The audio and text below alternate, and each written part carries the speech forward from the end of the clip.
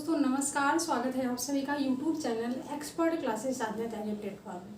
दोस्तों आज की जो क्लास होगी वो होगी शिक्षा मनोविज्ञान की क्लास। और शिक्षा मनोविज्ञान में एक स्पेशल टॉपिक है जिसका नाम है अधिगम आसक्तता विकार, यानी कि अधिगम में जो समस्याग्रस्त बालक होते हैं उनकी पहचान हम कैसे करें। तो वीडियो में बने रहिए, बहुत ही आसान और सिंपल तरीका बताने वाले हैं, तो वीडियो को लास्ट तक जरूर देखिएगा। तो चलिए आज के टॉपिक को स्टार्ट करते हैं। आज का अपना टॉपिक है अधिगम आसक्तता विकार, यानी कि अधिगम में जो भी कठिनाइयाँ आती हैं समस्याग्रस्त बालकों में, वो हम आपको इस वीडियो के माध्यम से बताने वाले हैं। तो जैसे पहला है कि राष्ट्रीय दृष्टिबाधितार्थ संस्थान स्थित है। तो यहाँ पर क्या पूछा गया, राष्ट्रीय दृष्टिबाधित। दृष्टि का मतलब क्या होता है, जिसको आंखों से न दिखाई दे, ठीक है। जिसको श्रवण बाधित अगर पूछा जाता है तो जिसको सुनने में समस्या होती है। और यहाँ पर पूछा गया दृष्टि बाधितार्थ संस्थान, यहाँ पर संस्थान की बात की जा रही है कि जिसको दिखाई नहीं देता है उसके लिए जो संस्थान बनाई गई है वो संस्थान कहाँ है, ठीक है। तो पहला है शिमला में है, दूसरा विकल्प है देहरादून में है, तीसरा विकल्प है केरल में और चौथा है पुणे में है, ठीक है। तो जो बच्चे देखने में अक्षम होते हैं उनके लिए जो संस्थान बनाई गई है वो है आपका देहरादून में, यानी कि दूसरा विकल्प क्या हो जाएगा, राइट हो जाएगा। वो संस्थान कहाँ है, तो देहरादून में है, ठीक। अब क्वेश्चन नंबर दूसरा है, क्वेश्चन को आप ध्यान से देखिएगा, क्वेश्चन थोड़ा सा बड़ा है कि प्रिया एक मानसिक रूप से विकलांग बालिका है। यहाँ पर क्या पूछा जा रहा है कि प्रिया जो है एक मानसिक रूप से विकलांग बालिका है, ठीक है। विकलांग क्या है, एक बालिका है, कि क्या नाम है उसका, प्रिया। उसकी क्या समस्याएं हो सकती है। यहाँ पर क्या पूछेगा, प्रिया एक मानसिक रूप से विकलांग है, ठीक है। शारीरिक रूप से विकलांग दूसरी चीज होता है और मानसिक रूप से विकलांग दूसरे। अगर हम शरीर से विकलांग होंगे तो हमारे हाथ पैर कुछ भी डैमेज हो सकते हैं, ठीक है। लेकिन यहाँ पर क्या पूछेगा, मानसिक रूप से, जो कि हमें दिखाई नहीं देता है। तो यहाँ पर पूछा जा रहा है कि उसकी क्या समस्याएं हो सकती हैं, वो किस किस समस्याओं को जूझ रही है, उसकी क्या समस्याएं हो सकती है। तो पहला है यहाँ पर आत्मविश्वास की कमी हो सकती है, दूसरा सीमित बातचीत करना, इसकी कमी हो सकती है, तीसरा है कि स्वयं के कार्यों में कठिनाई का अनुभव करना, यानी कि महसूस करना, और चौथा उपयुक्त समय। तो सिंपल सी बात है कि अगर वो मानसिक रूप से ग्रस्त है तो उसको ये नहीं पता है कि हम किससे कितना बात करें, ठीक है, इसमें उसको कठिनाई होगी। दूसरा है कि आत्मविश्वास की कमी, सेल्फ कॉन्फिडेंस उसके अंदर नहीं आ पाएगा, ठीक है, क्योंकि उसके क्या कमी है, तो मानसिक रूप से जो ग्रस्त है वो। तीसरा है कि स्वयं के कार्यों में कठिनाई महसूस करना, वो क्या करती है उसमें वो कठिनाई महसूस करेगी, ठीक। और चौथा है उपयुक्त समय। तो यहाँ पर जो भी विकल्प दिए गए हैं ये सभी विकल्प क्या है, राइट है एकदम। तो यहाँ पर आपका चौथा विकल्प राइट हो जाएगा। अगर आप टेट, सी टेट या सुपर टेट की तैयारी कर रहे हैं तो ये वीडियो आपके लिए बहुत ही ज़्यादा बेनिफिशियल होने वाली है, क्योंकि ऐसे क्वेश्चन जो क्वेश्चन सीडीपी में आते हैं पेडागोजी टाइप, तो इसी तरह के क्वेश्चन आपके आते हैं, ठीक। तो दोस्तों वीडियो कैसी लग रही है, अगर अच्छी लग रही है तो लाइक करना। अगर आप सेशन में आप पहली बार जुड़े हैं, यानी हमारी वीडियो को आप पहली बार वॉच कर रहे हैं, तो चैनल को सब्सक्राइब जरूर करना, साथ ही बेल आइकन को प्रेस करना, जिससे वीडियो को नोटिफिकेशन आपको मिलता रहे। क्वेश्चन तीसरा है यहाँ पर, क्योंकि यहाँ पर जो भी क्वेश्चन है वो सभी अधिगम आसक्तता विकार से हैं, ठीक है। तो यहाँ पर क्वेश्चन तीसरा है कि डिसलेक्सिया किससे संबंधित है। डिसलेक्सिया जो विकार है वो किससे संबंधित है। तो पहला है लेखन से, यानी कि लिखने से। लेखन भी आ जाए तब भी आपका सही है, ठीक है।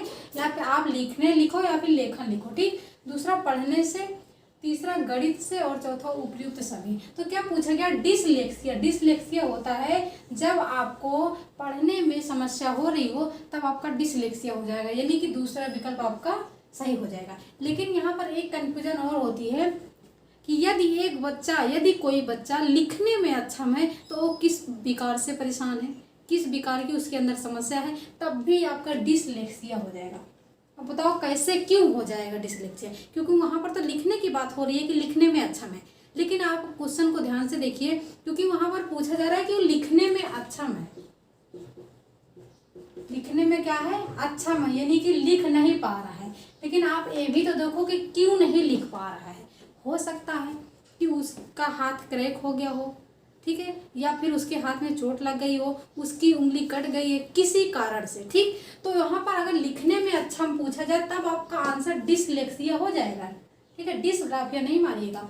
लेकिन अगर आपका पूछा जाए कि जो है लिखने में उसको कठिनाई हो रही है, वो 16 को 61 लिख रहा है, बी और डी में अंतर नहीं कर पा रहा है, या फिर वो सी को डी लिख रहा है, अगर ऐसे पूछा जाए तब आपका डिस्ग्राफिया हो जाएगा। ठीक है, तो क्वेश्चन को आप ध्यान से देखिएगा। अगर लिखने में अच्छा में पूछा जाए तब भी आपका डिसलेक्सिया होगा।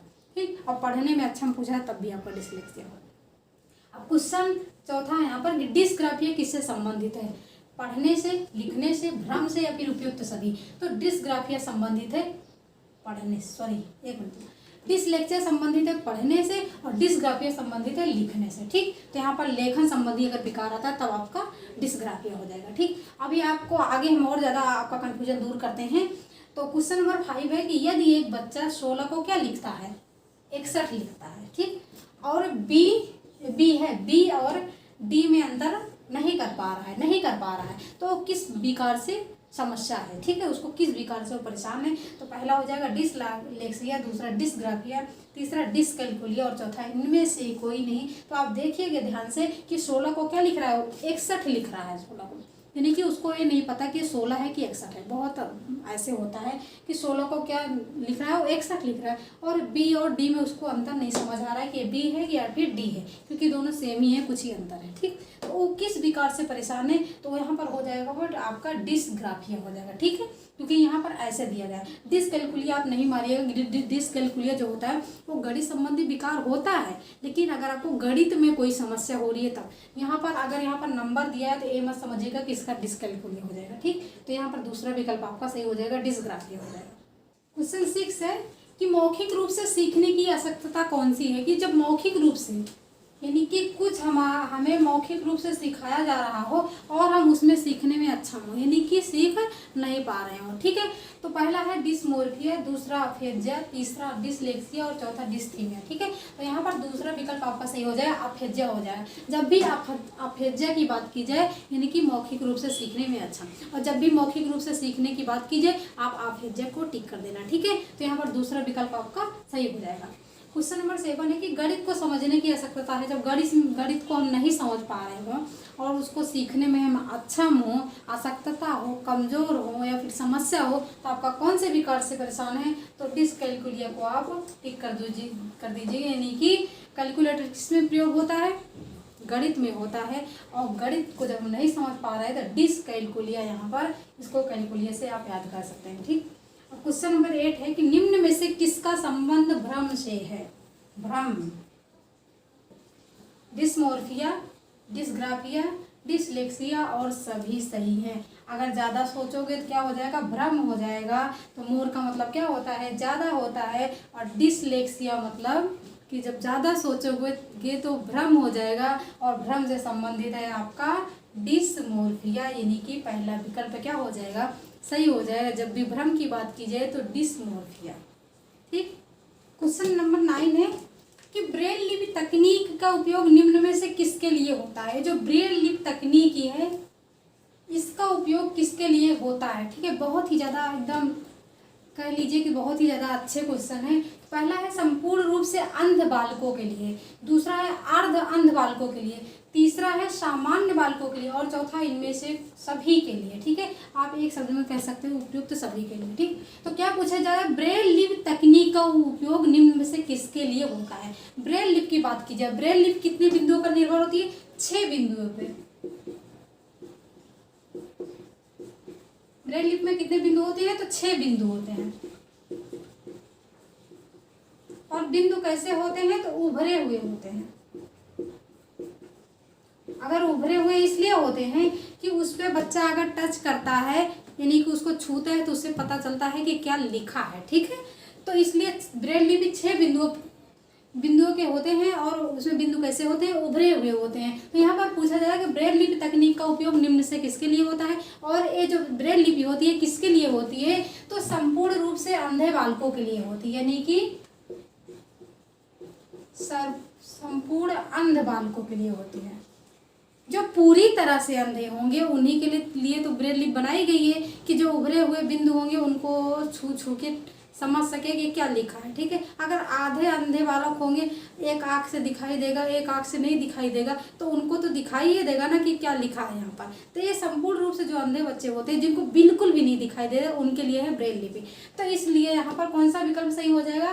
पहला विकल्प यहाँ पर सही हो जाएगा कि संपूर्ण रूप से अंध बालकों के लिए होती है ब्रेल लिपि। अर्ध अंध बालकों के लिए नहीं है, सामान्य बालकों, सामान्य का मतलब होता है जिनको, सभी बालकों के लिए, सामान्य का मतलब होता है सभी बालकों के लिए जिनको दिखाई दे, सुनाई दे, कोई प्रॉब्लम ना हो, तो उनके लिए ब्रेल लिपि नहीं बनाई गई। ब्रेल लिपि बनाई गई संपूर्ण रूप से अंध बालकों, जिसको बिल्कुल भी दिखाई ना दे। ठीक है, तो यहाँ पर पहला विकल्प सही हो जाएगा। अब क्वेश्चन नंबर 10 है कि डिस्थीमिया है। डिस्थीमिया, देखो यहाँ पर हमने डिस्ग्राफिया, डिसलेक्सिया, डिसकैल्कुलिया सारी चीज़ें पढ़ ली है। यहाँ पर 10 क्वेश्चन है डिस्थीमिया। इसकी समस्या आजकल बहुत ज़्यादा हो गई। बच्चे क्या करते हैं, टीवी और मोबाइल देख के क्या हो जाता है, बहुत ज़्यादा तनाव में हो जा रहे हैं। तो वो किस बीमारी से ग्रस्त हैं? तो उनको डिस्थीमिया की बीमारी है। ठीक, डिस्थीमिया में वो ग्रस्त हैं। तो गंभीर तनाव की जब अवस्था में आ जाते हैं बच्चे, तो उनको डिस्थीमिया कहा जाता है। यानी कि गंभीर तनाव की, और गंभीर तनाव कब होगा? जब ज़्यादा मोबाइल देखेंगे, ज़्यादा टीवी देखेंगे।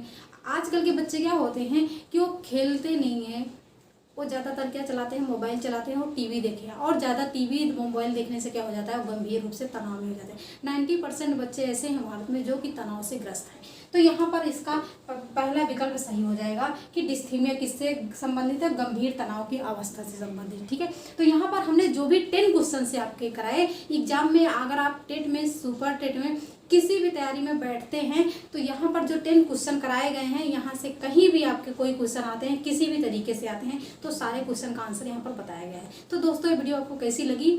अगर अच्छी लगी तो लाइक करना। अगर आप सेशन में पहली बार जुड़े हैं तो चैनल को सब्सक्राइब जरूर करना, साथ ही बेल आइकन को प्रेस करना, जिससे डेली वीडियो को नोटिफिकेशन आपको मिलता रहे। Thanks for watching video. This is Sadhana Tyagi's, expert classes.